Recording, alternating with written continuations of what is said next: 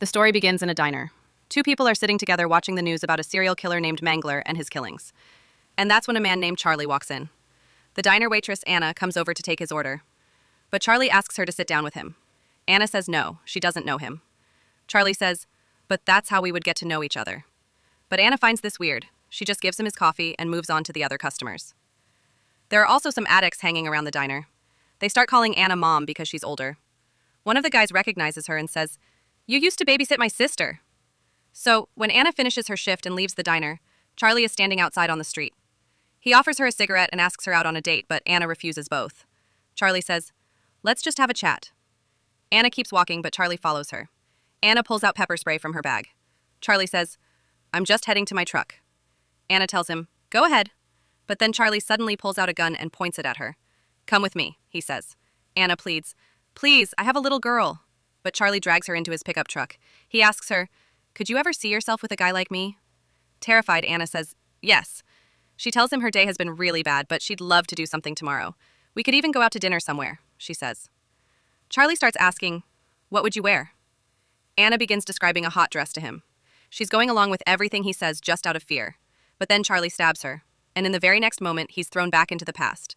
He's back at the exact moment when he first walked into the diner. Here, Anna is alive. Charlie can't believe his eyes. He doesn't understand how he's back in the past. The same people are sitting in the diner just like before. Charlie goes and sits down in the same seat. When Anna comes over to him, he asks her what today's date is. He asks, "You don't know me?" Anna replies, puzzled, "Have we met?" Charlie is extremely confused by all of this. He just gives Anna his order. Now sitting nearby is a man named David. Charlie tries to talk to him. This man seems very familiar to Charlie, but the man doesn't respond to anything Charlie says. It's like he can't see or hear Charlie at all. Charlie gets up and goes back to his seat. So when Anna finishes her shift and leaves, the exact same conversation happens between them again. Charlie follows her again. Anna tells him to go ahead again, and Charlie pulls his gun on her again. Anna says, "I have a little girl." Charlie replies, "I know." He takes her into his pickup truck and kills her again. But once again, he's thrown back to the past to that same exact moment. Charlie says, frustrated, "You all are messing with me." The other people don't understand what he's talking about. Charlie tells Anna to lift up her top. When another customer, Sam, tries to stop him, Charlie pulls out his gun. He makes Anna lift her top, but there's no knife wound or mark there. Charlie doesn't understand how this is possible. Sam shoots Charlie with his gun, but once again, he's thrown back to the past to that same moment. He starts yelling at Sam, "You shot me!" Charlie storms out of the diner in anger. Charlie gets him his truck and tries to leave, but he came back to that same moment. He tried to run away, but that also failed. Charlie was trapped in a time loop. In his rage, he shoots Sam and walks out. Within moments, he's back at that same moment again. So, this time, Charlie quietly goes and sits down in his seat. He even talks nicely to Anna. Charlie walks over to the man David and says, "I haven't figured out who you are yet. But if you were in my place, stuck in this time loop, what would you do?" David doesn't react to anything Charlie says. He doesn't say a word. So Charlie stands in front of a girl blocking her way outside the ladies' restroom. He goes and sits down. Now this couple isn't married. In fact, they're having an extramarital affair with each other. Charlie tells the man, "Your wife sent me to kill you." Then Charlie says, "Don't worry, I'm just messing with you." Charlie goes and sits with two nurses in the diner. They don't like him sitting there. Both of them get up and leave. So in the next loop, he kills one of the nurses before she can even come out of the washroom. But he's still stuck here. The loop hasn't reset. Charlie puts the nurse's body in a cart and tries to leave, but one of the workers stops him, saying, "That's my cart." So Charlie takes this worker outside and shoots him too. He dumps his body in the trash. When the other nurse comes outside looking for her friend, Charlie tells her, "My pickup is right here. We can look around for your friend together." But the nurse says, "No, I'm good." So Charlie goes back inside the diner and sits with Sam and Gary. He orders another round of beers for them. While serving the beers, Anna says, "This is your last round. After this, go to a bar. This isn't a bar." Then the other nurse comes in from outside and says, "Sophie, you all, but there's no fun in that." But right then, the diner chef comes from behind and kills him. After which, in the next loop cycle, Charlie starts talking to David again. "If you're God or something, then think about it. If you put a shark in a tank full of guppies, what's going to happen?" Charlie says, "Watch this." He starts killing people in the diner. Sometimes he kills people. Sometimes the diner's chef kills him. But this loop keeps going continuously. Charlie, who loves killing people, has now killed people in this loop in all different ways. He's gotten tired of it. He's even memorized every word Anna says each time. He asks Anna for eggs and bacon, but they don't serve breakfast at this time. Charlie says, "I know, and I also know there are eggs in the fridge.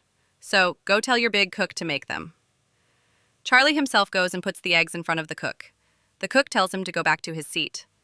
Charlie gets angry and attacks him, but the cook is stronger than him. Charlie starts talking about the cook in front of David. He has some super secret agent thing going on. Charlie can't kill him, so he thinks maybe if he kills him, he'll get out of the loop. Charlie starts trying to kill him in different ways. The chef beats Charlie every single time. Charlie finally just shoots him with his gun, makes his eggs and bacon, eats them, and then shoots himself, after which the loop starts again. But this time Charlie sees an old man sitting in the diner. Charlie starts yelling, but the man disappears. Now Charlie is so fed up with this loop that tears are about to come out. Anna calls the police to get him out of here.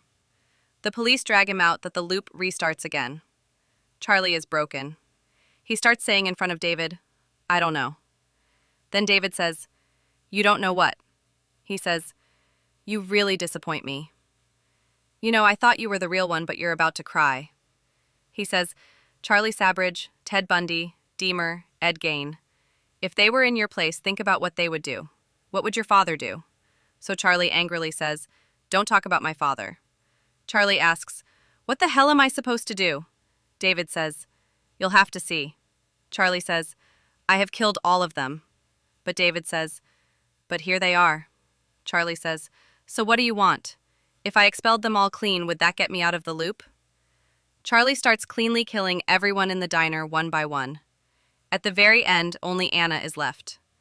Charlie takes her to the side. Just then, the employee coming in for the shift change arrives. Charlie kills her too. He tells Anna, "This is the way it's meant to be. I can't keep doing this. I can't sleep. I can't die. But I figured it out. And you are my last." He stabs and kills her too. But Charlie is thrown back into the past. The loop has reset. Charlie's face looks like he's about to cry. He walks out of the diner. He can't see any way out of this loop. He's mentally exhausted from killing people. Charlie sits in his pickup truck and starts crying loudly. So in the next loop restart, he sees a priest in front of him. Charlie goes and sits with him. The priest asks him, "What have you learned?" Charlie says, "I want to go home." The priest asks, "Why are you here?" When Charlie says, "I don't know," he responds, "Yes, you do." Charlie was here for salvation. The priest tells him to try. Charlie says, "I have done a lot of bad things." The priest recites a Bible verse to him and says, "You have the power to choose your own destiny." So, Charlie crying says, "I want to be free. I want forgiveness." He asks the priest, "What do I do?" The priest says, "Start over." So in the next loop cycle, Charlie starts behaving well with everyone. He even changes his seat. Charlie stops those addicts outside before they can enter the diner.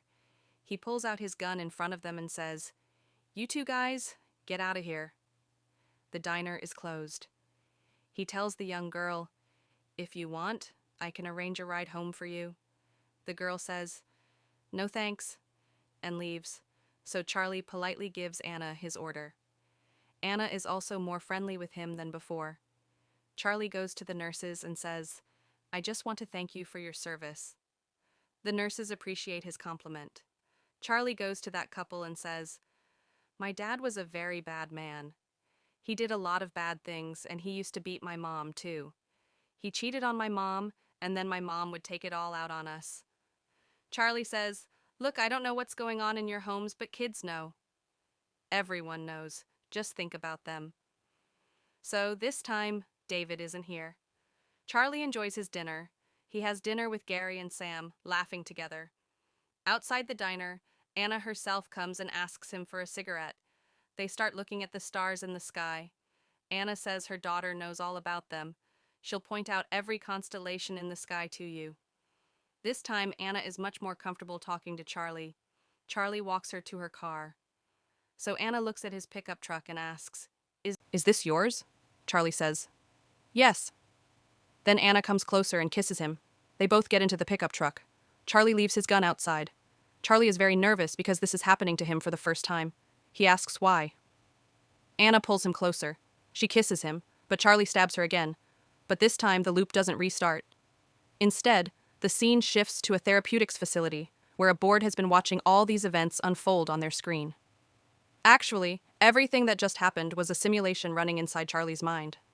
Charlie had signed up for this. So when he sees Anna there, he starts yelling. The doctors explain to him that this isn't Anna. He must have seen her face before the simulation. But Charlie says, "You set me up. You interfered.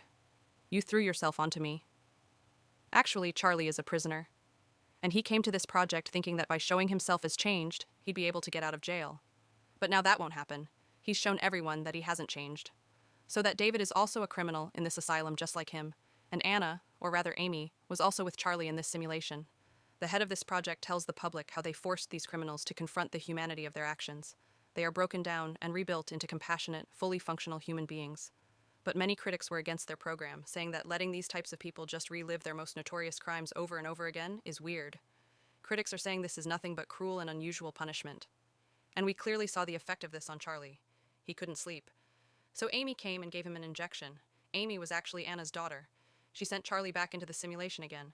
And with that, this story comes to an end right here. Let us know in the comments how you liked this explanation. And don't forget to like the video and subscribe.